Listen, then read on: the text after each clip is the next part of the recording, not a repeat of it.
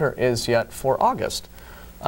Susan Brown hasn't posted that information, at least not where I've read it, but I can tell you that our September speaker will be William R. Coker. He's a physics professor at UT, and the subject he'll be speaking on is fake science, anti-science, and ignored science, which should be very interesting, and if some of our callers are any indication, awfully relevant topic. And in October, we'll be hearing from Ray Mooney. He is a computer sciences professor at UT, and he'll be talking on the subject of artificial intelligence, minds without mysticism.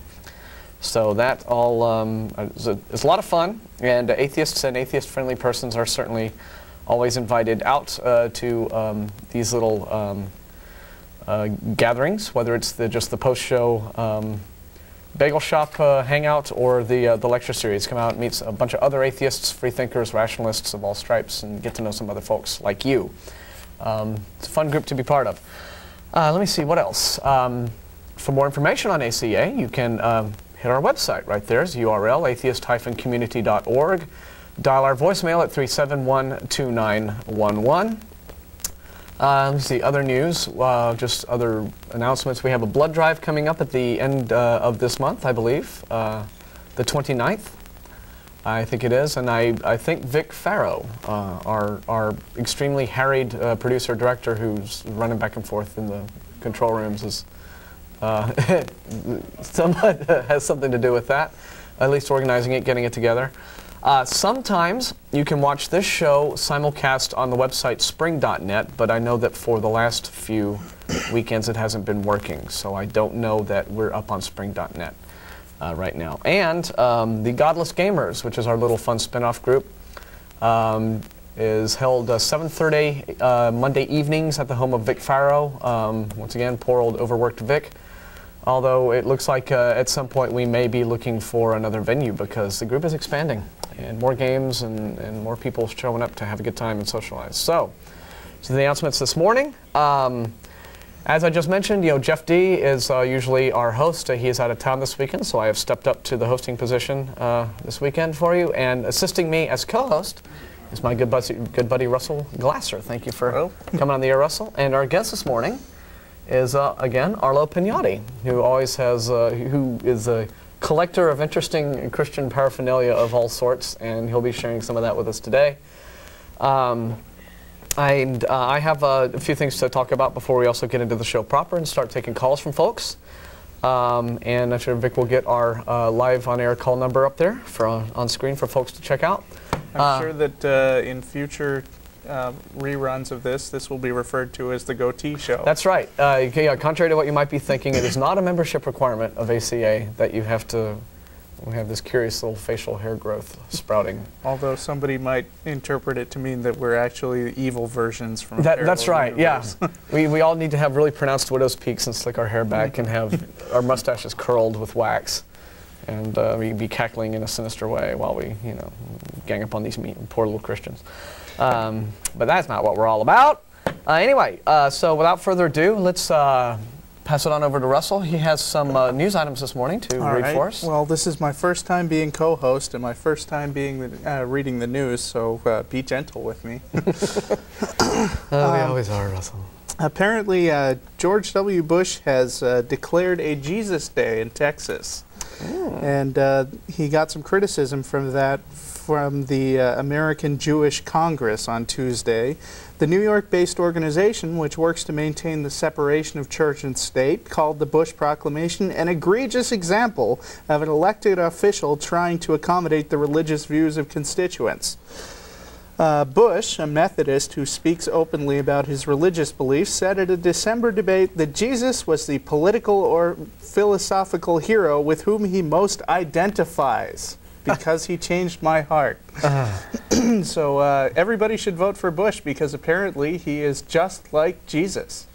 He asked for it on Jesus Day. I'm going to take my hair down, wear a robe, and run around in hemp sandals. And Isn't there aren't there already a couple of Jesus Days out there? There's this thing called Christmas. There's another thing called Easter. Okay. I don't know if he has enough days yet. Yeah, but it's not an officially those aren't Republican created. See, those are commercialized. First, then I'll have Jesus Day. That will get commercialized, and then we'll get a fourth one. And We can't have too many Jesus Days. This year's Jesus Day proclamation was issued at the request of Paul and Kathy Sanchez of Lockhart, the Central Texas representatives of the March for Jesus organization. Sanchez brushed off the American Jewish Congress's criticism as presidential campaign rhetoric. "Oh God," Sanchez said, "this is an election year, so everybody is straining at gnats." Okay, so protesting it is politics, but declaring it in the first place is is not right. Exactly. That's not pandering in the least. All right. Next, we have a short article about the Christian Coalition, which claims that the Christian Coalition seems to be breaking apart. It says, in April, the Christian Coalition lost its last lobbyist in Washington, Jeffrey K. Taylor. Taylor was one of the coalition's 4 full-time lobbyists in the nation's capital. In a strongly worded resignation letter to Robertson, Taylor wrote that the Christian Coalition has lost its way. He told reporters that the coalition makes too much of its money from direct mail solicitations and doesn't approach large funders. Informed sources say that its once prized mailing list is now almost worthless because by going to the same people time after time, they've sucked the well dry.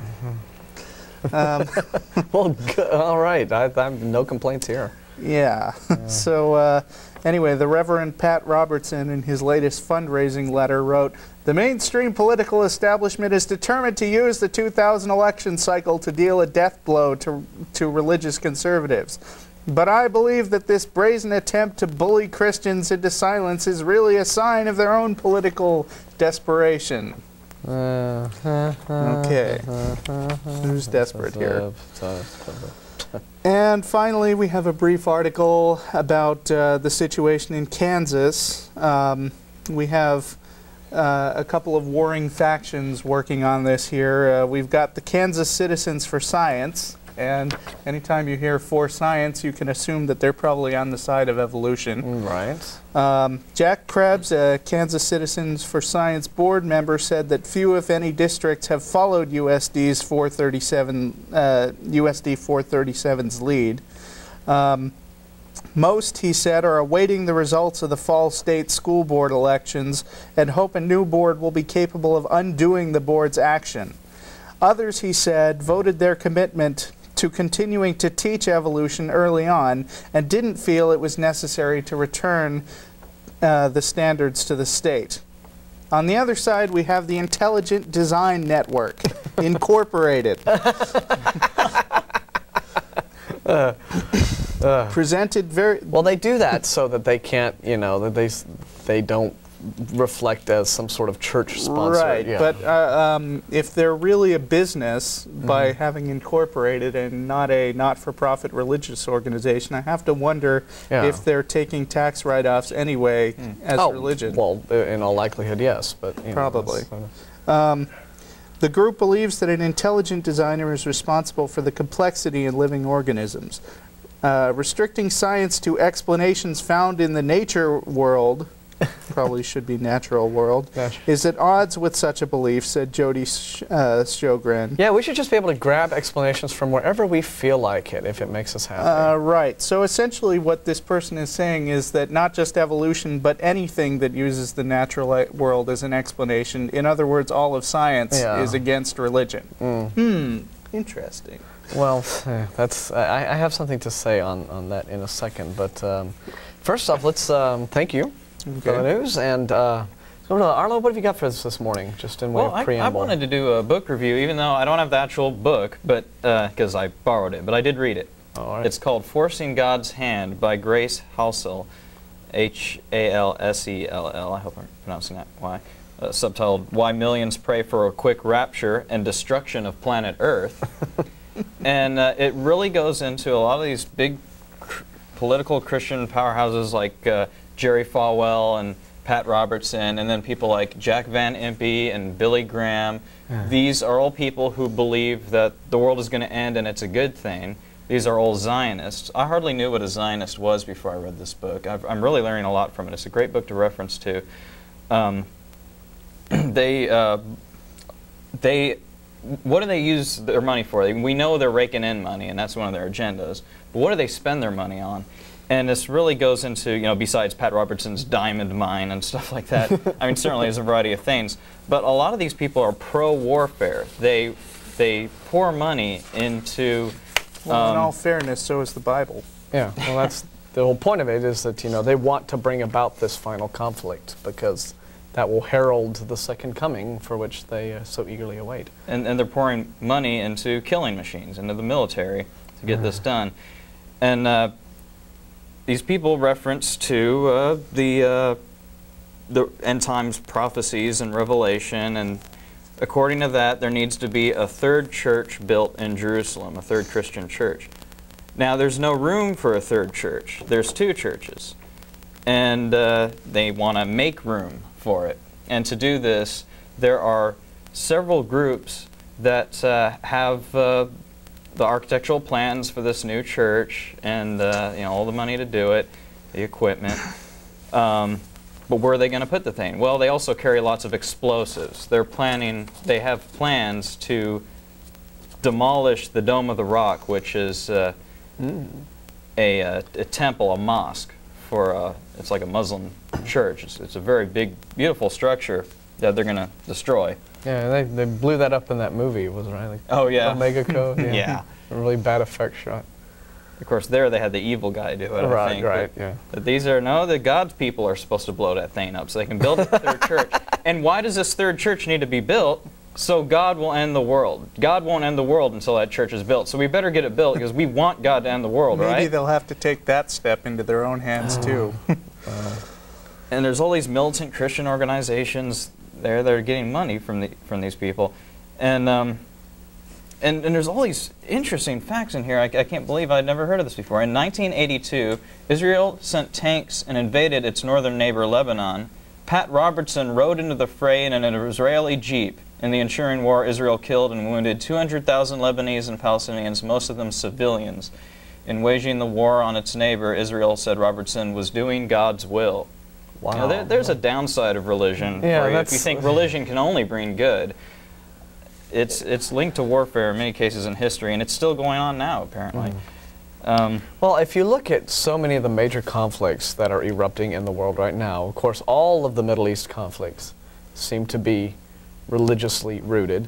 You have the Protestants and Catholics blowing each other up in Northern Ireland, left, right, and center. It just seems to be this hotbed for these creepy racial prejudices. Excuse me, I can't talk this morning. You know, that just lead to human animosity and conflict and outright warfare. And it's not to say that there aren't people out there who get good stuff from being religious, sure. But when you hook it into the political sphere, and this is why, you know, we have in this country, or one reason why we have in this country, the separation of church and state.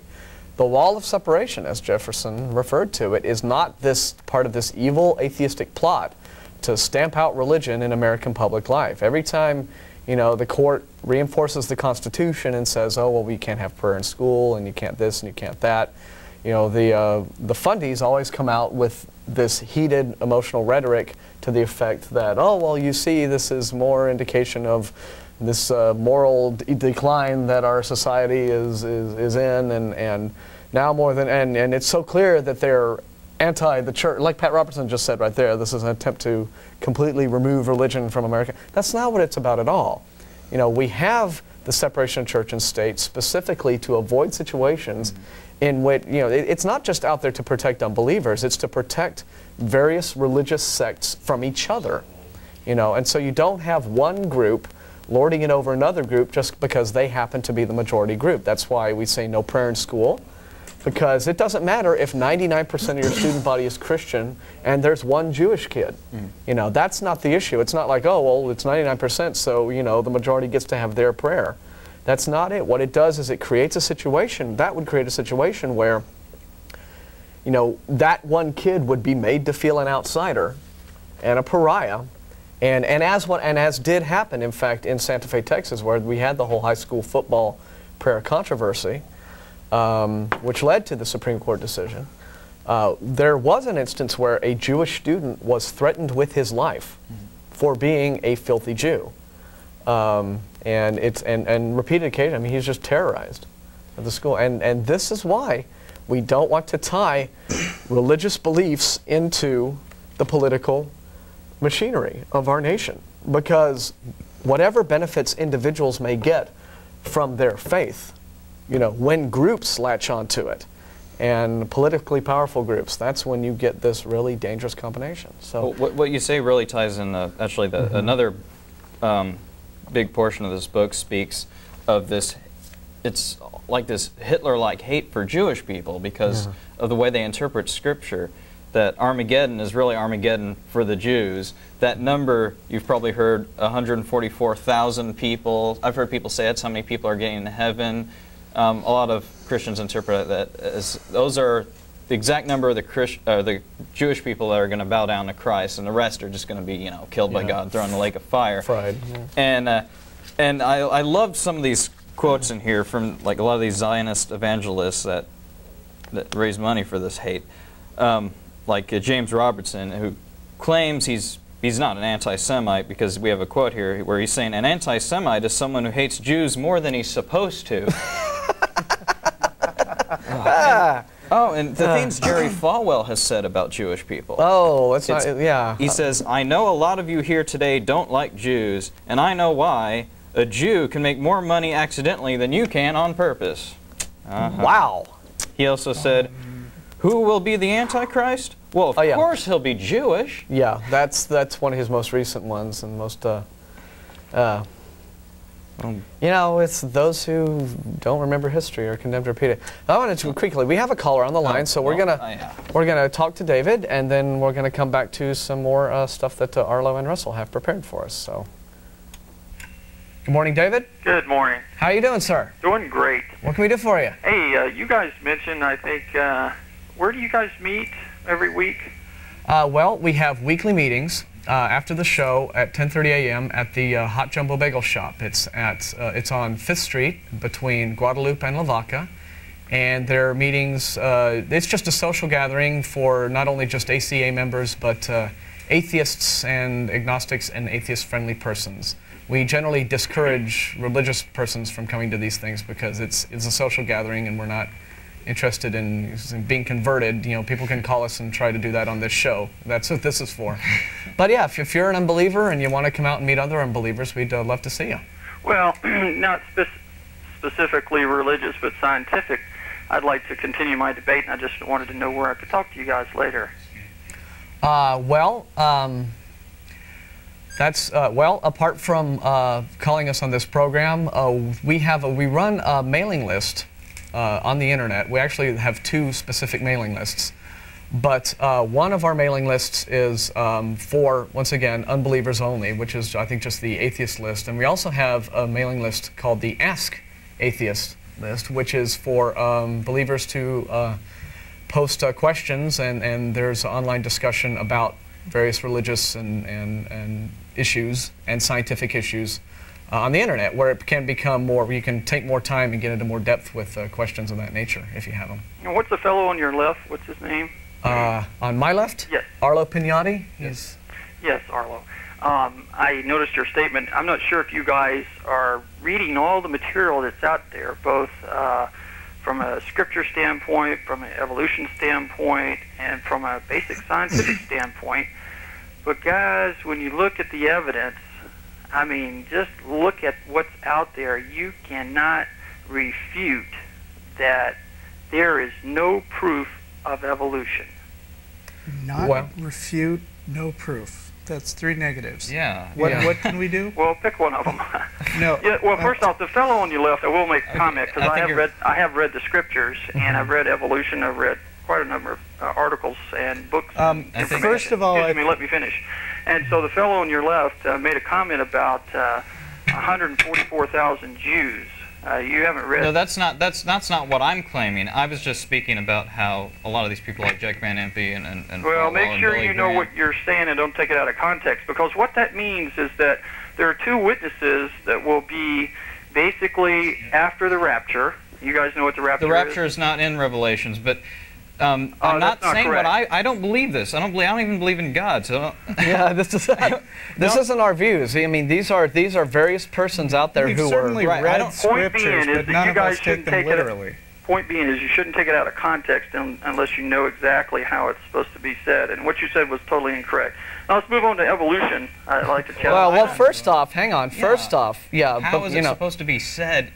we aren't the ones I making think you these were statements. supposed to say it in a really deep voice. Yeah, we aren't the ones making these statements. What Arlo was doing was simply quoting statements that are being made by a lot of these end times focused evangelists. Well, it sounds whom like not all Christians agree with, and certainly, we don't agree with them, but.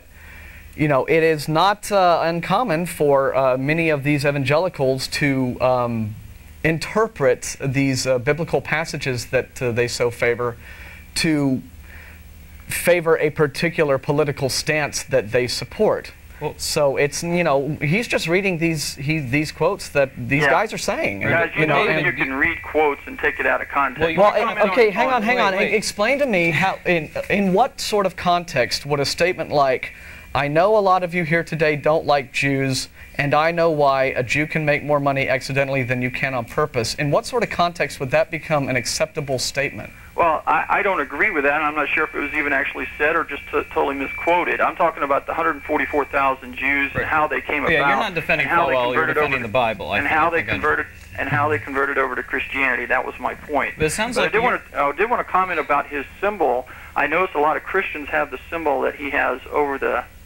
his heart, it looks like. And that actually is a symbol of a fish. And as I recall originally from reading, Pisces, but I'm not an astrologer. It's just sort of a spoof on astrology. as I recall from reading on the scriptures, that's taken from, I think, when Jesus Christ broke the fish. And actually the symbols are Greek, and they stand for, not his symbols, but the general symbols that he's copied that from. It stands for, and Jesus Christ is the Son of God. So what you're actually promoting there, my man, is Jesus Christ. No, he's not. A Darwin fish with feet that says Darwin on it. The fish symbol isn't in the Bible. I didn't say it was in the Bible. I said the reference and the symbol is related to that particular instance when Jesus Christ broke the fishes. If you think a Darwin fish symbolizes Jesus, that's not my fault. I mean, are you familiar with the concept of parody? I mean, that's all it is. So that's. I mean, hello. I don't see in any. I mean, that's clearly a spoof on a popular Christian symbol. And I think and so I don't really see how that could. It sounds like you're sounding a lot like the guy who runs the Christian movie review website, who sort of Alert.com. yeah, who refutes, who deals with atheists by simply defining them out of existence. People who don't believe in God really do. They just don't know it. Well, I don't see the logical underpinnings of your argument there. It's not an argument. I was just making a comment about the symbol. Now, so you guys don't believe in God. I mean, the evidence is overwhelming for the support of God. Such as you being here today. Such as us being big. Let me finish. Okay. Such as you being here today. Such as when you go out at night and you see the sunset. You see all the beauty that surrounds us. How is that evidence of anything outside of nature? It shows that there's a creator. Hold on, hang on. How I missed that? It shows that there is a creator. In what way? And the fact that it exists today. And if you look at all of the evidence that's out there, that's why I'm telling you guys haven't looked at all the evidence. I didn't notice the world around me. Now that you mentioned it, there is one. That proves the world exists. I believe the universe exists. Yeah. Once again, this stuff exists, and therefore that's proof of. Okay, let's just take this in stages. Okay, first off, let's assume that there is even the remotest validity to what you're saying. Okay. Just stuff exists, therefore there must have been a creator. Well, if you were willing to just accept that, even as an argument. No, not just that. We're talking about everything. You're talking about emotions between one person and the other. You have these feelings that you shouldn't do something to someone else. For instance, and what is that? And you think that that's based upon a supernatural entity giving us these ideas, planting them in our heads? Absolutely. Okay, you don't think it has to do with the fact that human beings form cultures and they are a social species and they interact with one another, and we learn through interaction that certain behaviors are beneficial to one another and other behaviors are not beneficial to one another, and therefore the behaviors that we need to engage in are only the ones that are beneficial to one another. So how do you explain? There's no practical explanation for it. Everything has to be given to us supernaturally. How do you explain love? How do I explain love? Exactly. How do you explain enjoying chocolate ice cream? How do you explain why? I mean, why are these things that require?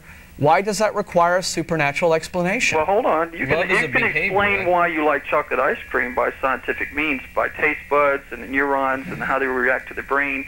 That all can be explained. But how can you explain? Wait a minute. love You just said everything around us is evidence of a supernatural creator. That's correct. Okay, so then by virtue of what you just said, someone liking chocolate ice cream should in some way point to the existence of a supernatural creator. Ultimately, you're correct. Okay, explain how, please. Well, because the neurons in your brain were created by the Creator. And your evidence for this is? Well, you want to get into it? Please. All right, well, we were talking about love. And we're talking about... we were talking about chocolate ice cream. We're talking about chocolate. Let's stick with ice cream here. Let's. In what sense does loving chocolate ice cream prove that there's a creator? Because you have a feeling of likeness toward that, and it's not necessarily just chocolate ice cream, but I'm explaining total human emotion. Let's take, for instance, the guy on your left. Okay, what was his name again? Arlo. Yeah, Arlo. okay. So Arlo over there says, hey, I want to have sex with you. And you guys agree that that's okay. Well, That's my scenario. So you guys think it's okay because it's consenting to adults, correct? well, I'm personally, I mean, Arlo and I are friends, but we're not that good friends, so I wouldn't say it's okay. Yeah, it's weird So- you're using Yeah. me But as a... let's say you both consented, then you would think that would be okay. Well, if we were both gay men and we were both Okay, attracted to each okay. other, then Well, that might. But You don't have to be just gay. You could be just bisexual. whatever. All Okay. right, okay. So my point is, now let's say Arlo says, hey, I want you to kill me. Okay. Right. And I believe in the beg right you to kill me. if I want to die, if I choose to die, I Yeah. actually believe in that right. That's debatable, I'm sure, And, amongst no, but atheists do even. you think that it's okay to do that? If I Okay want to to do be what? killed? Kill a human being, or to want another human being to kill you? Exactly, the latter. Is it okay to want another human being to kill you? And then to follow through with it. Well, I don't. My view, if somebody wants to die and wants somebody to kill them, I think that's a sad individual. But do you if think someone it's if someone asked me to kill them, I would not do it Why not? because I don't think that killing people is right. Why? And that's not because No, of it's a, because Because God you have a exists. feeling. and it's not. No, I'll tell you why. I'll tell you why. Because I understand that like death as opposed to life is, life is the preferable choice between the two, and since I value life, I see no reason to take someone else's life away from them. Well, why and do you value life if you just were created from a bacteria cell? Or Why one not? cell Well, we organism? do have an evolved instinct, as sort of a latch to keep us from just killing people Yeah, just because. the survival it takes extreme instinct- circumstances to get people to kill people. Well, I Either think- brainwash You or just threaten. contradicted yourself. The survival instinct is based upon the fittest. Let's say No, it's- Arlo's a weaker person than you are, and he's maybe You a don't weaker understand person. evolution don't if you think, have- survival is the fittest, is the No, big, I didn't baddest, say meanest. all of it's related to it. It's part Yeah. of it. But let me go ahead and address why people have decided that it's wrong to kill. Because remember what I told you about behaviors that are beneficial to the success of a society as opposed to those that aren't. And natural selection. Well, no, we're not talking about natural selection now. We're talking about human beings living and working together in a People society. don't take it in their own hands to make natural selection happen. That's not what evolution is talking about. Evolution simply says that by the natural order of things, the fittest do in fact tend to survive. It's not a moral invective that you should go around killing the people who aren't fit. It just says that as a matter of the natural things happening, that tends to happen. Yeah, social Darwinism has been thoroughly discredited and is wrong. I mean, it's a complete misappropriation of the principles of evolution. This whole idea of, oh, well, now we can, just help the evolutionary process along by getting rid of all those undesirables that we don't like. Well, of course, that's not right. And let me explain it to you. if I were to sit here and like punch Arlo in the jaw, okay, I mean, I have an understanding from just being a human being living on this earth that getting hit hurts, okay? Now, I don't like to be hurt, therefore I have an understanding from my own experience that if I were to hit him, that would hurt him, and he'd probably hit me back. What if he likes pain?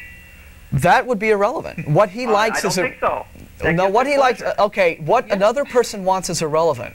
Okay, your own decisions about what you make in life, okay? If somebody came to me on the street and said, I'm incredibly depressed, would you please stab me to death with a knife? I'd say no, because I just don't do that sort of thing. And the reason I don't do that sort of thing is because I understand that, you know, from my own experiences in life and knowing what life is, that ending life is not a desirable thing to do to another person, whether they are depressed, think they may want it or not, they're in some sort of creepy, strange emotional state, or maybe they're just some bizarre masochist. What if he has terminal cancer? We've got other callers, you know. Well, I know we do, but these are... I understand you're rationalizing an exception to, you know, what we might call a rule, like, you know, cancer. I mean, right, if I had cancer and I was really suffering, I mean, or let's say I know someone who has cancer and is really suffering, I mean, if they're real persuasive, they can convince me that they're better off dead, maybe I could justify, you know, pulling the plug, as they say, okay? I mean, we're not living by dogmas here. I think I try to rationalize my decisions.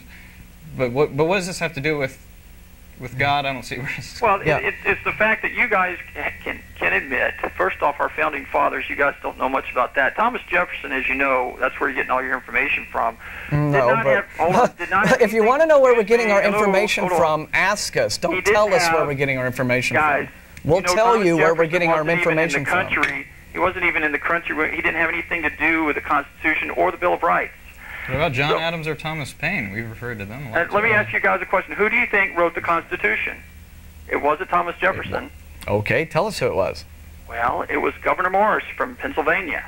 And your point is? The point is that Thomas Jefferson has been quoted numerous times as an authority on the Constitution when he was never a founder or a writer of the Constitution. Well, still, beyond that, I mean, it's a matter of record that at the Constitutional Congress, you know, there was no prayer before the Constitutional Congress. It was brought up on a couple of occasions, and both times it was allowed to die without a vote. The only reference to any sort of deity or any sort of God reference in the Constitution is simply where they state the year of our Lord is, you know, being the year of the, you know, that they were doing this. The Constitution, the U.S. Constitution, was set up to be one of the very first purely secular documents in Western civilization, in the government, in any government of Western civilization. And the reason it was that way was because these are guys who had come from England, they were colonials, and they had had a history of seeing what was going on with the Anglican Church and the abuses of political power that could arise when religious power and political power got hand in hand. You know, and so the Constitution of the United States very clearly puts the power of the government in the hands of the people. It's government by the people for the people. It's not government by the church. It's not government by some sort of divine authority. It's not government by some kind of elite, you know, aristocratic ruling body. It's by the people. Yeah, but the Constitution, guys, was formed by founders who were deeply religious and deeply Christian. Wrong. That is not true. You ever heard of Noel Webster? Well, whether there was a guy, one after the other. You mean, you're talking about the creator of the Webster's Dictionary, Noah Webster? Noel Webster was the man who created the Webster's Dictionary. That's correct. Oh. If you'll go back and look at his original dictionary, his dictionary was put in... Yeah, we're feeding back a little bit. That's okay. Keep going. His original dictionary that he put in place was full of biblical references. It was even written in the margin. So what does the Webster's Dictionary have to do with the U.S. Constitution? Well, no, I'm just citing that the founders were of religious... The founders had a deist natural religion. You know, there were probably some Christians in the original Continental Congress, but the overwhelming majority of them practiced what is known as deism or pantheism, which is sort of a view of nature as being the divine. It's not true. Well, hey, you know, go back to school. You need to go. Look, let me just tell you a couple more comments, okay? Oh, go right ahead. Okay. First off, just to show you how these guys were so biblically ingrained, There were laws on the Well, we know books. you're biblically ingrained. But No, I'm just look at the facts, guys. Don't. You know, why, look at just what's out state there. one. We haven't heard one from you yet. I'm sorry? State a fact, please. I mean, when they looked at homosexuality, there were laws back on the books in that day by George Washington and the rest of the crew. There were laws back in that day that approved of slavery. You know, just because something used to go on in the past doesn't make it a valid view now. I understand what you're saying, but I'm just telling you what was on the books back then, that they would hang homosexuals. They would hang them. Well, shoot, let's get back to that. Yeah, well, so, and I detect, yeah, I don't see where you're going with the points you're making. Well, I think you're just trying, you're trying to make the case He's that making a point that they're such good Christians that they hanged people. Okay. So, well, we certainly can't stand the same. We go from evolution to that. I'm not sure. David, why don't you give us a call back next week, because we got a whole bunch of other people on the line, but we appreciate you calling and airing your views, and thanks for talking to us, and we'll see you next time, all right? Take care. John Adams, Thomas Paine, and Jefferson were not biblically ingrained. I mean, we've seen enough of their quotes to tell they did not think too just highly. make another a quick just response, and we'll get to Jay next really quickly. But you know, this whole idea, just look around you at the wonders of nature, and that alone is proof of a God. Well, you know, you could make, you know, it's the magic elf on my head argument. Like if I were to come to you and say, there's an invisible magic elf sitting on my head, and you were to look at me and go, I don't see him, prove it. And then I would say something like, well, my elf is the cause of rain. And you would say like, okay, and you know, prove that. And said, well, it rained the other day. And every time it rains, you see my elf in action. That's my proof. You know, it's this weird circular argument. And rain is a good thing. You know, it makes David, plants grow. Why would you not believe in an elf that makes plants grow? You know, you're just making connections that aren't there, big guy. I mean, you know, you know, if you want to believe in a creator because you think that that gives you some sort of purpose in life, okay, that's a personal issue. I mean, you're free to do that. In our culture, we respect religious freedom. But if you want to come out and simply say the world exists, ergo that there's a God, and that constitutes science, you know, it doesn't. And another thing, I want to talk to Jay, but I'd like to get into this whole issue of, you know, the whole evolution thing, which I really don't want to spend this show just being another one where we get creationists calling us up and it's the same old arguments. Actually, I was going to talk about that a little Okay, later well, on. we can, but my whole point is, and almost, you know, and we had this caller last week, and we have occasionally, we get a few trolls every once in a while who just keep calling us up, and it's the same old arguments all the time. And in virtually every instance, when we hear from one of these folks, it's a case where everything they think they know about evolutionary biology is based either upon a mistake or a distortion or just misinformation that they've been fed by another misinformed source. And most of the time, what Jeff and I usually, the initial answer we give to these people is, find out the stuff you're talking about first. You know, just as David was trying to tell us to, you know what you're talking about. Well, physician, heal thyself. I mean, it's go out there and get the science education and find this information out first. And there are a number of sources that answer the most common creationist questions that they like to advance. You know, like the whole sort of, oh, what are the odds that, you know, life could emerge and blah, blah, blah, and questions about, you know, transitional forms and various other, you know, there are a lot of very good sources out there that will answer some of those basic questions. There's the website, talkorigins.org, which has Evolution Fact, which explains some of these questions. There are a number of highly informative books, such as Blind Watchmaker and Climbing Mount Improbable by Richard Dawkins, who is one of the world's leading biologists. Like, if evolution, you're finding it to be in conflict with your religious beliefs, okay, and you want to understand it more because it's confusing to you, okay, and you want to call us, that's fine if you want to call us up and talk to us about it, but don't just offer us up the same straw man arguments all the time. Go out there and get some sources first. Educate yourself on the subject, okay, and don't, you know, go out and get some books. And, you know, go to the bookstore and you'll find some text on evolution. And when I say go to the bookstore, I don't just mean go to the Christianity section and pick up books with titles like, you know, Why Charles Darwin Was a Complete Twat. Okay, go to the science section and get books, you know, by noted biologists. These are people who devote their professional careers to understanding this stuff, okay? For example, one very common misconception is evolution does not deal with the origins of life. Evolution is a study that deals with the development of complex life forms from simple life forms over time.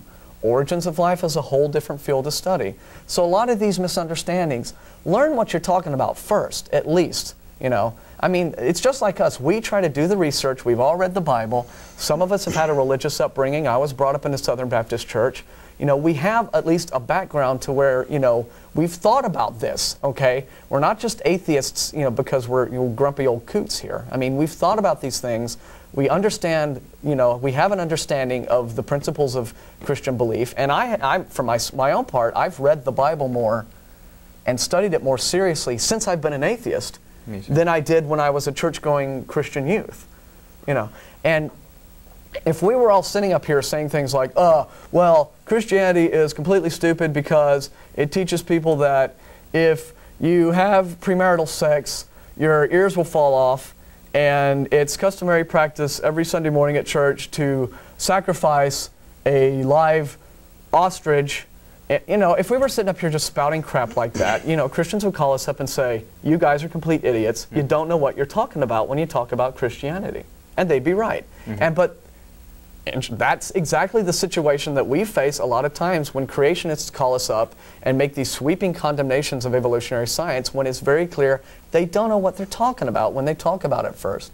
So at least find the information out, learn something, you know, and then if you still have problems and if you still have areas of evolution that don't make sense to you, you don't understand them, at least your lack of understanding is based upon having tried to study it, you know, and then your questions will have some foundation. That's all I'm saying. Well, I rambled on.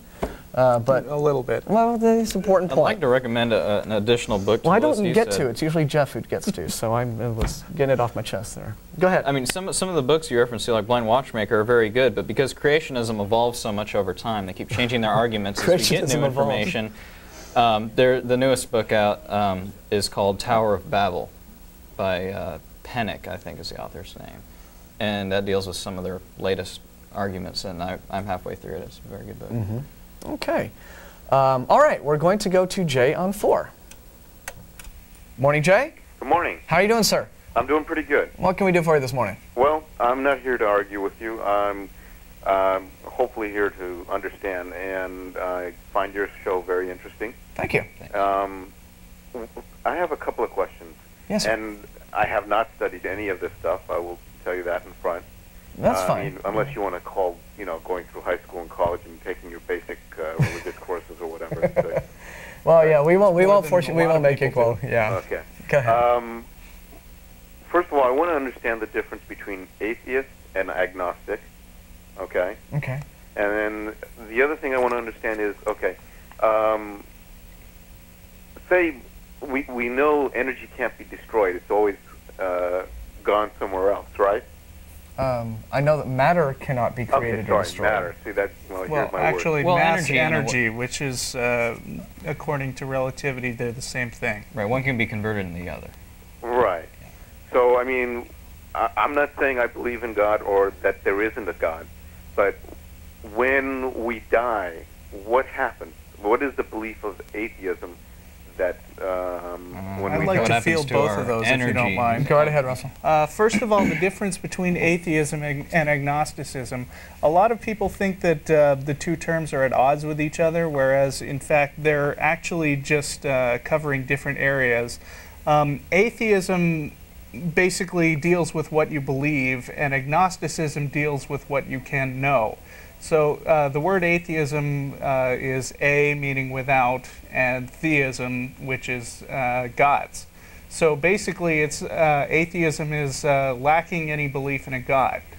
Agnosticism, the word gnostic comes from a word that means knowledge, so it's without knowledge, meaning that you don't know for sure whether there's a god or not.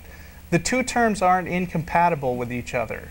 You can be, in fact, I would consider myself to be an agnostic atheist because I don't believe that you can know everything, certainly, but based on what I do know, I decline to believe in a God. Do you see the distinction? I think so, but you can be agnostic. Okay, so does agnostic also mean that you can believe in God, but You don't Yes, know sure. what... Yeah, you can be an agnostic theist. Okay. Okay. Agnostic theist, I see. Let's see. The second question was about mass. Wait, repeat the second Well, question. I think he just wanted to understand about. I think he just wanted a firmer understanding of mass and energy and how it was. If you restate your question. What I'm saying is, okay, Yeah. we know matter or energy cannot be destroyed. It's always conserved. Oh yes, what happens to you when you die? Right.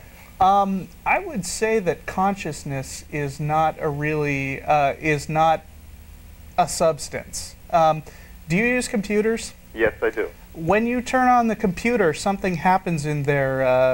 I mean, when a program is running, that's certainly a process which has been designed into the computer, but it's not an intrinsic part of the computer. When you're running a program, like a word processor, for instance, all the words that are appearing on your screen are actually basically bits of electricity running through the computer. Right. When you turn off the computer, those circuits in the computer are still there, but now your document's gone, especially if you didn't save it. When you die, I would say that it's basically equivalent to turning off a computer, meaning all the matter and energy that made you up still exists, but it's no longer coming together in that specific way that forms the process of your consciousness. Okay, so wouldn't that kind of prove somehow that, okay, energy, we die, we end up going somewhere else. I'm not saying where we go or where we are or what, but somehow that there's, whether we become an alien in outer space or whatever. Well, I think you may have misunderstood. The earthworms that eat you, I think, are going to get all the energy, right? Yeah. I mean, I'm not saying that your consciousness continues. I'm saying that the components that made up your consciousness fall apart and essentially decompose into dust and worm food. So it's not the most glamorous outlook on life, Right. but it's, you know... It's But it reality. beats hell. yeah, it beats hell. The simple fact of the matter is, of course, no one knows Of for course. sure if we go, you know, if there is a spirit part component to our personas that, you know, travels, you know, to another place and then we live on and so forth after we die. But of course, the burden of proof for that would be upon, you know, the various theistic religions that are promoting that idea. And since I've never seen any sort of medical evidence, any kind of record of a soul being located within the human body, at least not to this date, I would have to give and once again, to the callers who are on hold, just keep holding on for us. We'll get to you. You know, I would have to say that until more compelling evidence for something that could be called a soul comes about, there's really not a whole lot of reason to give that idea credence. But I also wanted to go back to and reinforce some of the points that Russell had made about the difference between agnosticism and atheism. You know, for example, I like as Russell does, I would consider myself both agnostic and atheist. Agnostic in terms of the fact that I will not come out and make a blanket concrete statement that absolutely nothing that could possibly be called a god could possibly exist in any way. For example, I mean, you know, the example. Well, Jeff's favorite example is, of course, the South Sea Islanders who worship their totem pole, and they call that their god. Well, that clearly exists. But I'm atheistic in terms of you can, I think, look at specific religions and the way in which they define their deities, and if those deities and the definitions of those deities contain internal contradictions, then you can say that that particular deity, the likelihood that it exists would be vanishingly small. And that's the position that I and all of us would take towards, for example, the Christian deity. But then again, there are agnostic theists. You know, there are people who are like, well, you know, I don't know for sure whether or not there is a God, you know, so I won't say that there isn't one, and I'm perfectly happy to, you know, maintain the notion that there may be one. And that doesn't bother me. And that would be somebody who would be an agnostic, but leaning more towards theism, you know, in an effort to, you know, want to, I guess, hedge their bets or something. Right. So yeah, there are many, many different permutations of it. And I appreciate you asking these questions because, you know, there are many, many misunderstandings about who atheists are and how they think and what it's all about. So, is there anything else? Well, no. Your website will point out where you guys meet, because I still am confused about what your opinion or understanding is of. Okay, if we die, I understand you're saying that our body is consumed, but the energy that was in us, whether it be called the soul, spirit, force, whatever you want to call it. I mean, well, we don't believe in that kind of energy. Yeah, I mean, I think that my consciousness, my perception of the world around me is the result of electrochemical activity in my brain. Right. Okay, when my body dies, that electrochemical activity will cease. Okay. Okay, you know, it just, you know, it's like, you know, where does, when you blow out a candle, where does the fire go? Well, it doesn't, you know, it's just, you blow it out, there's no fire there. There's no fire It's that sort of analogy. Energy being turned into something else. Yeah, but well, you know, that's once again leaves open soul questions. But you know, it's undetermined at this point. But until you know really firm evidence, you know, above and beyond. I agree that it's undetermined. I'm just saying that energy, since it's conserved, has to be. It has to. Something has to be there. Whether I'm not saying that it is a soul or a spirit or whatever. It's energy. There's always a wealth of evidence coming in that really does teach us how the brain works. Energy is scientifically equivalent to heat. It's not, I mean, there's nothing mystical about the energy of consciousness. I hesitate to say that consciousness even is an energy. I mean, other things are alive, like, you know, paramecia, that go through the same electrochemical processes, but they don't exhibit consciousness. I mean, in the same sense that we do. Very good. Jay, we got some other callers on tap, so we're going to go ahead and get to them. But we really do appreciate. Put up the website. Yeah, Vic will go ahead and put our website URL up there again for folks to see, and we appreciate talking to you, Jay. Thank you. See you soon. Bye. All right. Well, that's a nice guy. Yeah, he was very nice. And now we're going to talk to Cindy. Morning, Cindy. You missed. I missed. Darn it. Gotta get that. Hello? Hi there. Hello. Yeah, how are you? This is Cindy. I call periodically once in a while. How are you doing? I just wanted to throw a comment in a question form to any. I'm the non-fundamentalist Christian, and I have a question for fundamentalist Christians out there that believe in creationism. I believe in evolution. I don't believe in, but if they really believe that there's a God, this entity that took mud and created a person, okay, like Adam and Eve, the story. If they really believe that, then what would their explanation be for, like, the Neanderthals, and you step back and you step back and you step back? Would that be God just practicing and not getting it right? They don't believe in Neanderthals, actually. So they don't even believe that there's fossils that have been found, although human-like, that aren't exactly like us. Yeah, I think there's about 8 species of subhuman in they the really fossil don't record, believe but they're all that those exist? we have had creationists call this show and suggest that all of the fossil evidence that exists, and you could fill airport hangars around the world with this stuff, is all fabrications. You know, it's all it's just either it just doesn't exist, or the stuff that you see that does exist, like fossilized remains in museums, are all creations of artists.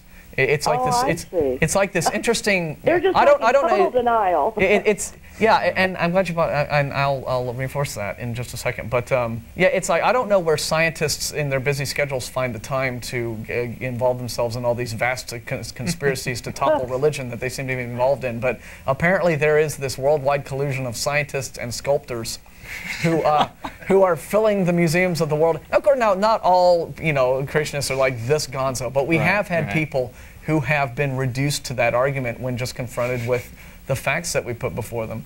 But it's I have heard different creationists. Once again, you have to understand that fundamentalist Christianity tends to be a form of religious practice that the individual adherent really specifically tailors to his or her own prejudices and their own outlooks on life. And I have heard, for example, this bozo Benny Hinn, he of the bizarre gravity-defying hairdo, and the fake healing. He has he offers these tapes where he talks about things like the pre-Adamic race of humans.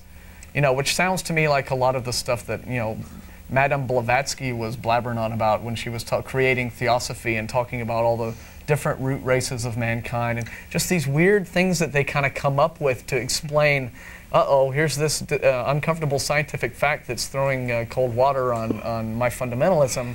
Let me try to sort of rational, but then Genesis itself is a source to creationism is a philosophy of life that's essentially impervious to reality. There's nothing you can say to a creationist to faze them, because they can either say, well, you're lying, regardless of anything they see, or they can fall back on the time-tested easy answer, well, God works in mysterious ways. Okay, well, that more or less, I just didn't know if all creationists denied the existence of fossils, or if some creationists believe that God did create other life forms before us. There are creationists I just wonder kind of what they thought about that. Yeah, there are creationists who think who think dinosaur fossils are a big fake. There are creationists who think that dinosaurs and human beings coexisted on the Earth together, which I think gave a lot of fuel to. There's that great Far Side cartoon where there's the scientists are looking down at the dinosaur footprint, and there's this like caveman skeleton like. And it's like, there's the proof we need. There's all sorts of different. The creationism they wanted to teach in school explains that dinosaurs' bones were just simply created by God. That's one of the more ridiculous things. And now here's which doesn't really redound too well to their God. I mean, think of it. If that's the case, then what you have is this God, okay, who first off doesn't make his existence patently clear. Okay, so he hides his true nature because he wants you to come to him through faith or revelation or what have you. Okay, he sets up a situation where if you choose not to believe in him, okay, you're gonna fry forever. Well, okay. I don't believe that. Right, but this is the fundamentalist. This is the fundamentalist belief system. Okay, and then on top of that, just to fool you even more, he puts these fake fossils in the ground to test you. Okay, you know, what does that say about this God? Okay, he hides his existence, and then he deliberately lies to us. You know, he puts things in the ground to make you think that you don't exist, and then when you fall for this big joke of his, then you get fried. It's like, what kind of God is this? Is this the God of John 3:16? I've heard. Well, that's the God of the fundamentalists. Yeah. I've heard somebody say that if the God is really like that, then you might as well give up, because you know that's the kind of God who will probably. He'll always find a loophole to fry you. I'm sure. Well, he'll probably turn around and say, "Oh, I was just lying about making you believe in me in the first place. Ha ha, you're going to hell anyway." Right. So it just doesn't make sense. Yeah. And then I would love to hear. Curious. I appreciate you calling, and thanks a lot. Let me make a suggestion. If it's at all possible, some of us have our only phone being a cell phone. And boy, mine really heats up and drains down by the time I get on the air. Oh yeah, well we just have so many callers on tap. There's not much you can do about it, but I just thought I'd... Well, we recognize that. We do try to get to everyone as quickly as we can, but also, unlike the fundamentalist shows, we encourage people to come on, I understand. And we want to give people a venue. The really fundamentalist radicals seem to really take up a lot of time. Yeah, I mean, we don't just automatically hang up on you if you disagree with us. We'll let you talk, and we'll hear people out, and we'll try to answer their questions sincerely. Well, thanks a lot. All right, Cindy, thank you very much. Bye-bye. Take care. Yeah, interesting. Okay, and guys, have anything to enhance that with? Or? Sometime I'd be happy to debate nice, friendly Christians sometime, because I'm curious how one can be, not believe in hell, because Jesus himself spoke of hell. I mean, are just all those parts just wrong? Yeah. But well, she's not here to respond to that. So and it's also and it's interesting to me how all the time that you hear the Christians who constantly want to hit you with John 3:16. As being this, this really nice, heartwarming reason to become a Christian, rarely, reference John 3:18 or John 3:36, which, get back to the whole thing of, and if you don't love him back, you're dead. So it's really kind of. All right, we're going to go on to Joseph on 2. Good morning, Joseph. Hey, what's going on? Nah, we're doing fine, sir. How you doing? Oh, not bad at all. What can we do for you? I just wanted to make a statement that, I think everybody and the whole world can believe whatever they want to believe, regardless of whatever religion they choose, or non-religion, atheism, agnostic, whatever. Very true. It's just everybody's choice of what they want to do. Personally, I'm a Christian, and that's my own personal belief. Anyone who disagrees with me, that's fine. They have the right to do that. But I just had a question for the guy in the glasses. I already forgot his name, even though Arlo. Okay, Arlo. Yeah. What exactly does, and I've seen them on cars just in the past 5 years or so, the fish with the Darwin sign in it or whatever. What does that stand for? What is that? Is it something to do with the atheist community, or? Oh, well, I mean, evolution doesn't require atheism, and atheism doesn't even require evolution. I mean, atheists tend to understand evolution, but anyway, the fish, though, is just sort of a play on, I think, obviously, the Christian fish was out for a while, and so it's a little spoof. They gave it feet and give it a Darwin name. So, well, I mean, but is there anything behind it? Like, is it something that's used as a statement for, what you believe in, or? Well, I mean, I like to wear it in respect for Darwin. I have a lot of respect for Darwin. He used the scientific method, and he was very, I like the fact, I've read biographies of Darwin. I really appreciate the way he went about things. When he had creationists propose arguments, he wrote them down and he investigated. I mean, he was very honest and tolerable of other opinions. I look up to that.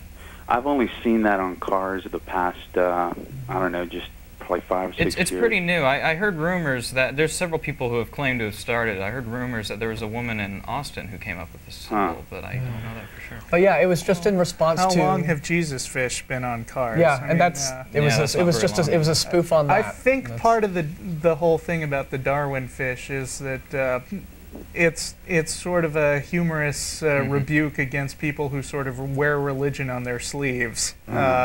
And kind of push it in everybody's face all the time. Yeah. It's and of course, religious people have a right to be as openly religious as they want to be. But of course, you're going to get people like us with senses of humor about that sort of thing. I like wearing this because it provokes conversation. I almost got beat up in a Chuck E. Cheese once. I'd taken a friend's nephew, her daughter, to Chuck E. Cheese, and I had a bigger Darwin fish, and a guy came up to me and he grabbed me by my shirt and he goes, "What's that supposed to mean? I'm Christian. What's that supposed to mean?" He grabbed you by your shirt? He grabbed me by my shirt. Which is assault. And yeah, it is. I explained him very calmly. I tried to explain evolution in 5 minutes, and he actually understood. His grip slowly loosened. And, I'm willing to get in situations like that. I think it's very interesting. You think we make that stuff up, folks, but it, there is some belligerence among some believers, towards anyone who doesn't share it. It's unfortunate, And you're not like that, but there are people out there. For me, it's like a social experiment to wear shirts like this and see what happens. It's risky, but. Well, the only reason I was asking because, I mean, yeah, you can wear whatever you want to wear, do whatever you want to do. That's fine.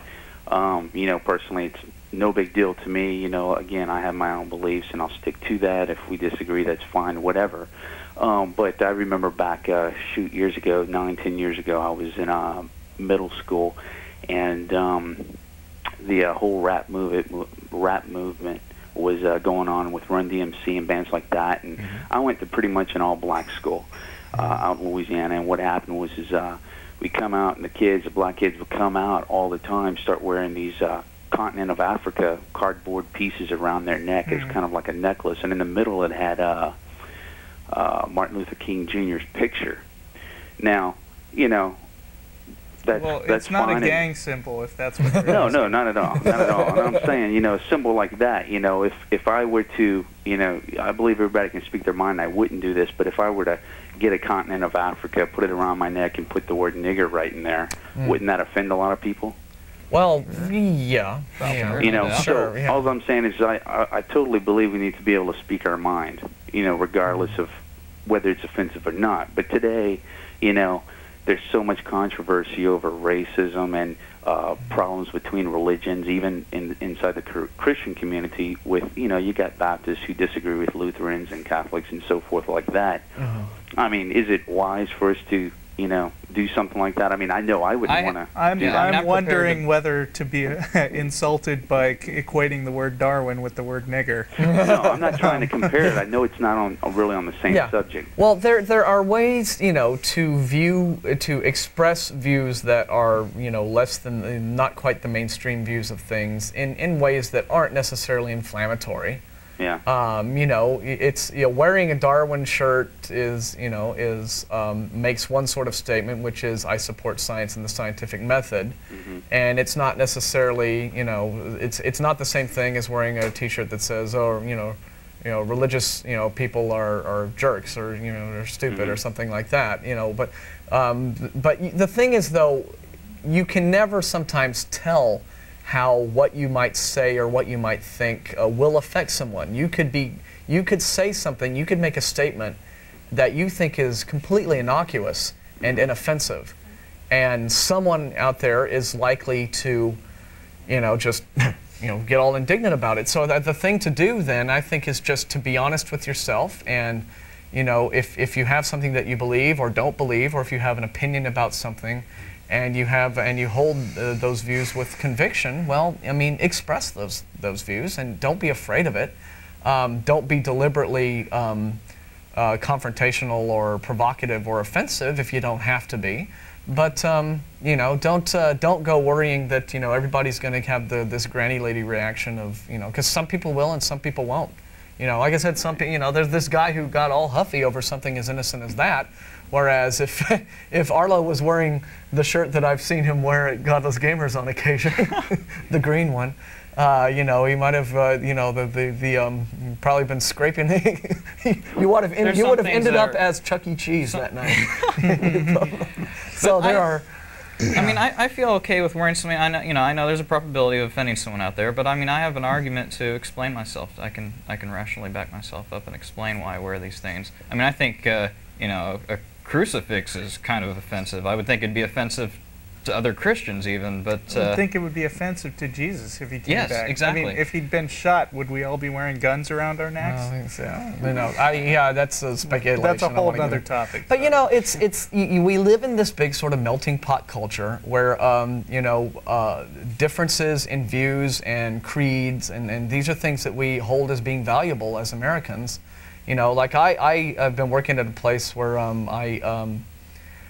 the part of what they sell, they sell some religious items of a religious nature, and even though I'm, there's a television show that I work on that's like a local home shopping thing, where I do camera operation and production design and things like that, and sometimes they'll have like just a religious item for sale, like a little sculpture of an angel or something like that, because they have customers who buy those things. I could decide to be like all offended by that and walk out in a huff and refuse to videotape it, but I mean that would just be me being just indignant for the sake of being indignant, and it doesn't bother me. I'm not so petty that I'll let like a little wooden cross I mean I just have I'm above that, I have better things to worry about than the fact that somebody out there, finds those things valuable.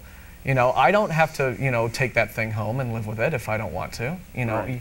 So it's all about, so what is important to you and what you allow life is too short to get angry about the innocuous stuff. Now, there's some stuff that's not innocuous, like when fundamentalist factions of religion want to, legislate, certain aspects of their belief system as laws that will affect all of us. It's like whenever a fundamentalist talks to me about prayer in school as being something that is just such an obviously desirable thing, how could anyone not want it? Immediately you hit them with, okay, well, what if your fundamentalist Christian child went to public school and was forced to recite a Muslim chant or an Islamic chant every morning, during the PA announcements? Well, clearly they wouldn't like that. Well, it's the same thing, I mean, there are people out there who don't want their children reciting Christian prayers out loud. Right. That's your business as a parent. That's your prerogative as a parent. Nobody has the right to tell your child what creed they're going to follow but you. Right. And the state certainly doesn't. So that's Anyway, we've got some other people on the line, but we appreciate talking to you, Joseph, and feel free to call the show back anytime. All right, thank you. Have a good week. You too, bye-bye. See, folks, our discussions can be civilized, not like last week. Well, only when Jeff's not here. Well, yeah. You know, No, Jeff's... It depends on the callers, though. Yeah, because he's going to see this tape, brother. Oh, sorry. Jeff's hosting style Just kidding, Jeff. Jeff has his hosting style, and it's his prerogative to do that. And he gets offended by these callers, and has a right to be. I mean, that's his way of doing it, and I'm not going to pass judgment on it. So let's see. We've already talked to Cindy. So we have a repeat caller named Steve. We do have. We'll find out. Steve. Okay. May or may not be. There are lots of Steves out there. Good morning. Hi, guys. How you doing? Hey, Yep. How you doing today? Wonderful. What can we do for you? Hey, wanted to talk to that lady who called in and talked about the fossils. Obviously, she didn't know what she was talking about. It's that, Steve. How you doing, Steve? Hi. Yeah, he's back. I miss Jeff. Well, I'm sure he doesn't miss you. What's going on? Okay, what do you have to say to Cindy? You got to have me on one time when we have a debate. That's what we're doing right now. Okay. All right, that's what we do every time you call. Glen Rose, Texas. I'm sure you've heard this story before. What story? What do you know about Glen Rose? Tell us.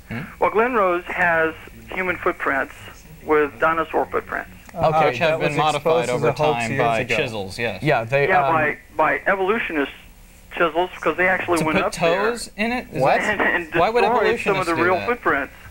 Some of the I things that were guys. pointed to as the heel of the feet had claw marks in them. I think they are clearly visible as three-toed feet. Guys, have you been up there? Yes, I have. You've been there. Yep. And you've walked it, and you've I seen was the in track. Biloxi about a month ago. Okay, and so have I. And how did you not see him? Where did you go? I went to that tourist trap. I forget what it's called. Tell me where you went. I don't know, the Biloxi riverbed. Well, it's all the Biloxi My riverbed. wife's more interested in that stuff than I am. It's obvious that you didn't see him. Okay. All right, so now he's okay. I went up there. You said it. You didn't see it. If he said it, My eyes did hold on, deceive hold me. It's very well documented. I put my foot in the same footprint. It's well documented as a hoax. No, it's not. Yes, it is. If you'll go back and look at the historical documents that are documented, It was exposed as a hoax by scientists years ago. Yes, I think they're either clearly carved or they are. Are they actually just the footprints of a smaller reptile? I don't remember. I don't know which of the two. Well, it's whatever. I mean, it's a completely irrelevant issue as far as science is concerned. it's not irrelevant. You didn't look at the facts. It's not a hoax. I can guarantee we didn't it. look at the facts. All right. Every credible they scientist got- I've ever heard refers to it as a hoax. That's all I know. Yeah, it's not a hoax. They actually have original footprints. This is a rival for credible scientists. I mean, I'm going to take a credible scientist's word over yours, no offense. Well, I don't know where you're getting your credible science. What's your source? Oh, I wish I knew. I can find out the name and bring it next week. I'll find out the name, bring it next week. I mean, he had seen this thing, and then he came back another time, and lo and behold, there were toes in it. Then apparently it was modified. I don't know. I'll try to find. They it. actually have the cast in vaults because the evolutionists want to destroy them. Oh, the conspiracy! Hey guys, that's just a little piece of evidence. Another thing is, you've heard of Mary Leakey. In vaults after it's been Hold on, modified. we've heard of what? Mary Leakey. Mary Leakey, the daughter of Louis Leakey, or the wife of Louis Leakey? Yes. Mary Leakey Yes. found a sequence of modern human footprints in East African country of Tanzania. And they were modern human footprints. They were dated at 3.7 million years old. And the footprints are to where you can actually see the toes. So Mary Leakey has even found footprints that demonstrates. Are we sure that they are modern human footprints? And are they? Well, he is. Are they Homo sapien or Homo erectus or I mean, do you know the exact differences between the footprints? I mean, do you know specifically what species, where these? Let's research this. Find out. Let's write this down. Yeah, I mean, what are the? I mean, what? Sure, we'll come back. I mean, are they Homo habilis or Homo? I mean, exactly what sort of?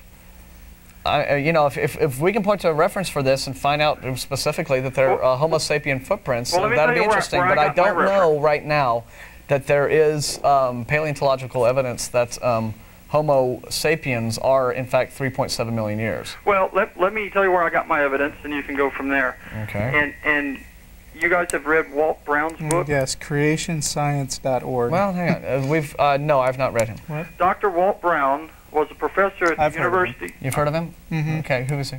Okay. Well, he's a creationist. All Well, right. hold on. He used to be an evolutionist, guys. Uh-huh. And he turned creationist based on the evidence that he's unfolded. I see. And he has several books So the out. evidence, so the evidence for this existence of his creator is. Oh, man, I could spend hours, and you're going to cut me off before I could tell you. Well, instead of just give us 5 minutes worth. 5 minutes worth? Or a couple, don't spend hours. Just give us the best. Yeah, just give us an example of evidence for the creator, for the Christian deity. Give us his most compelling piece of evidence for Well, that. you want to talk about evolution, or want to talk about the Christian deity? We want to talk about creation now. I Okay, mean, well, you let's talk about say creation. that he became a creationist based on evidence that he saw. So give us an example of that, please. Okay. We talk about the continental erosion. We can talk about river sediment. That's not evidence for a deity. Oh, wait. Continental Evidence for erosion. creation is- Continental You want to talk about evidence for creation? Please. Okay.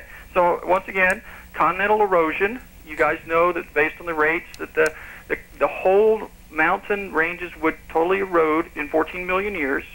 Didn't we pop the balloon of this one sometime? Isn't this akin to the moon dust argument? Or I mean, I haven't heard this one, but Well, where let's does he? talk about the moon dust. Where does he work out? Okay, well, first off, where does he work out that essentially you're saying the world would be as smooth as a billiard ball in 14 million years just by erosion? That's That's a statement about the future, if anything. I mean, Well, do you want me to cite all the different reasons, or you want to go into detail on each reason?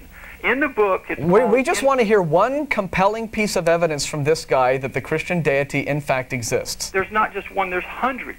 We're just asking for one. We're just asking for one. Let me tell you where to go.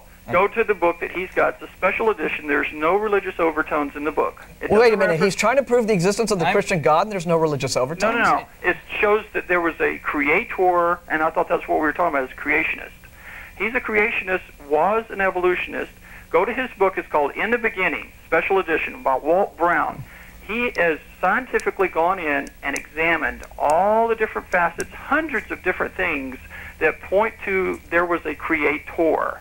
And I thought that's what we were talking about. There's a creator. All right. Write down the name of that book, because I'm willing to. Okay. Okay, Arlo, if you're willing to. I always do that. I always read these books. Somebody's got to. I'll keep doing it. Yeah, check out the moon recession, talking about the moon.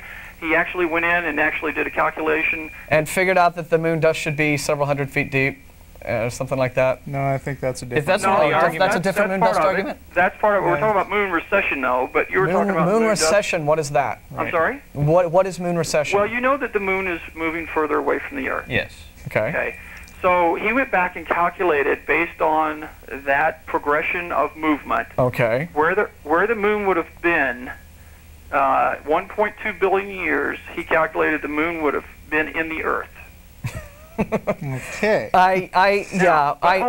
That'd be so obvious, I would think. Yeah. But hold on, let me back up from that. Okay. The point being that 300 to 400 to 500 million years ago, the Earth would have been so close to the moon that the tides would have been affected, that there would be no possible life that could survive, and that there would be no mountains due to the tidal surges would be so great due to the gravitational pull of the moon. Steve, we appreciate you giving us this reference to this guy, and we'll check him out. I have to say, though, in all honesty, I don't find any of the things that you've just described just to be terribly persuasive. Well, we'll read what he has to say. Read the book and give Jeff my best regards. Oh, absolutely. I'm sure. Yeah. Well, in fact, I'll make a point of doing that tomorrow. See you later. I love that. Yeah. Bye. Take care, Steve. After you've read the book, I would recommend that you also go to talkorigins.org and look for a review of the book. Yeah, I'm sure they have. That's my first question: is what does the scientific community have to say about this guy, Walt Brown?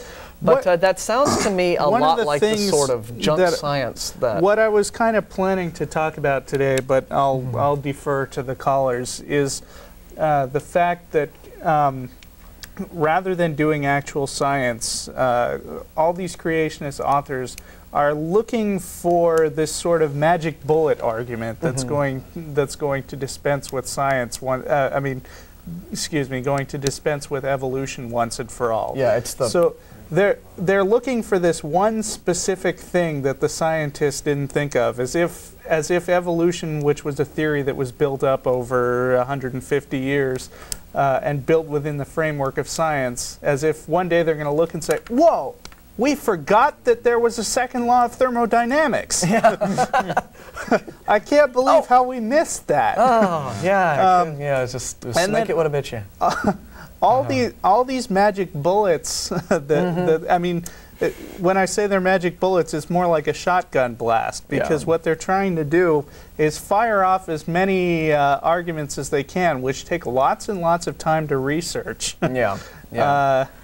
Yeah, you're right, Russell. I mean, what is going on? I mean, as you know, dear old Steve. I mean, as much as I know he was, I'm sure we love Steve. Yeah, he is doing his job. There's a lot of people out there like, well, I want to believe in God. It sounds like there's all this stuff. I don't have to research all that. I'm just going to believe. Yeah. Well, I think that he is doing that to some. Well, he's doing that to some extent, and that the guys that he is paying attention to are strictly the creationists. What will happen, though, is that you will see a lot of these magic bullets basically exposed as hoaxes, and they won't bat an eye. They'll just move on to the next one. But what I was going to say is, you know, regardless of what I know, Steve probably thinks that this, you know, this fellow Walt Brown doesn't have a religious agenda. But I mean, that's really naive. Of course, creationism is about promoting a religious agenda.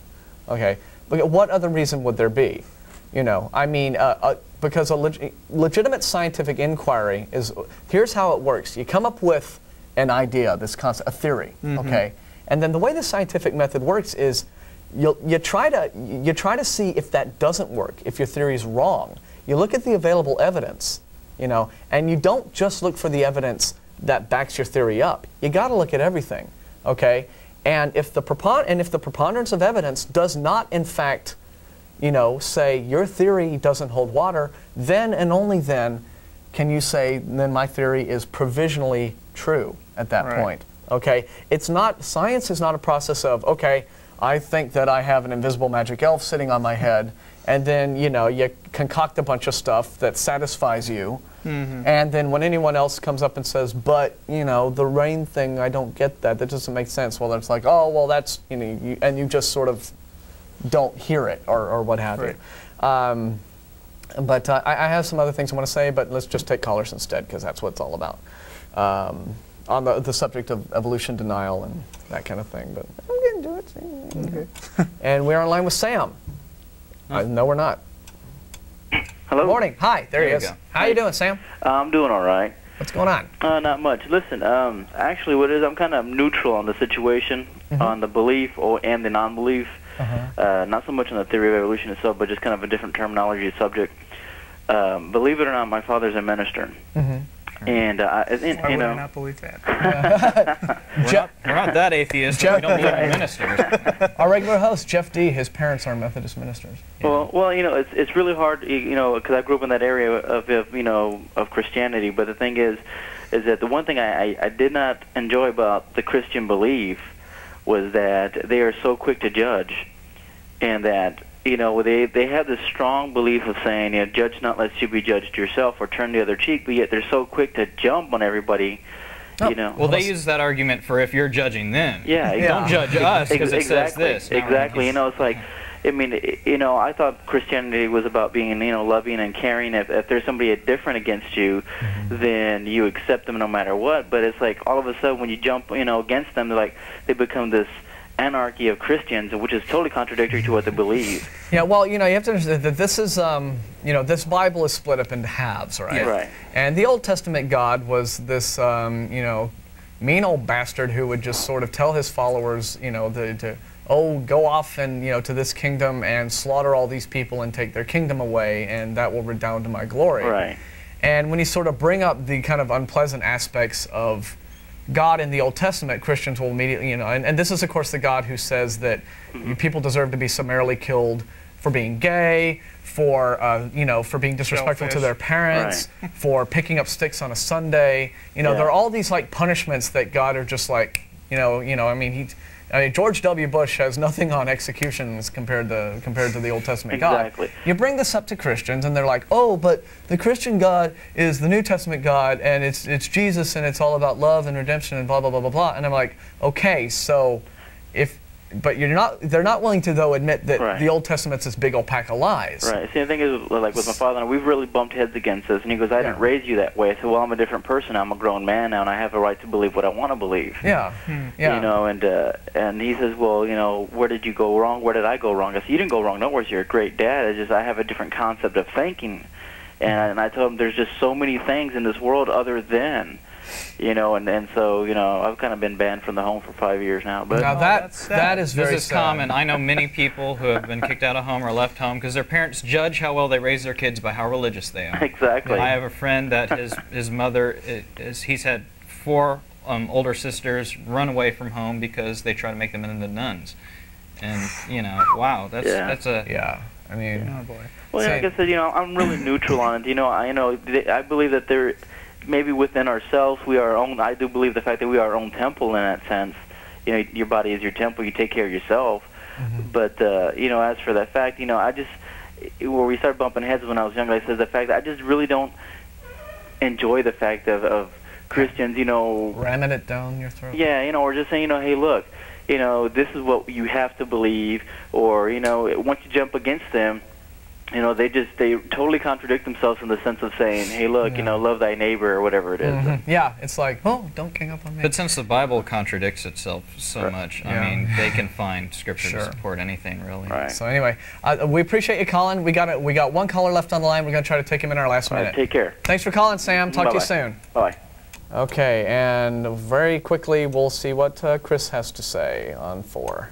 Hello, Chris? Missed again. Missed again. Chris? Yes. How you doing? Hello, how you doing? Just fine. What can we do for you? Well, first of all, I appreciate the fact that you guys want to calmly discuss atheism and things like that. I guess Jeff isn't around, so not to Well, insult the man, but Yeah. He's got his style. he's Jeff's a personally told good me. guy. Stop bagging on him. Yeah. I've actually met him before, and he told me never to call into his program, but I'm glad you're there because I like to calmly discuss it. Okay. Well, you just No, must have... Anyway, well, we got about a minute, so what can we do for you? Well, I think the gentleman that called before about the Biloxi River may have left a few things out. I don't want to necessarily just discuss that.